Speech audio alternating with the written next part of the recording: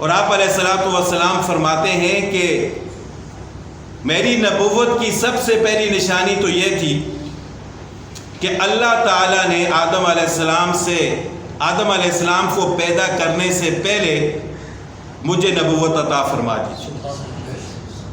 یعنی آدم علیہ السلام ابھی پیدا نہیں ہوئے تھے، دنیا میں نہیں آئے تھے، میں اس وقت بھی عبداللہ اور خاتم الانبیاء تھا.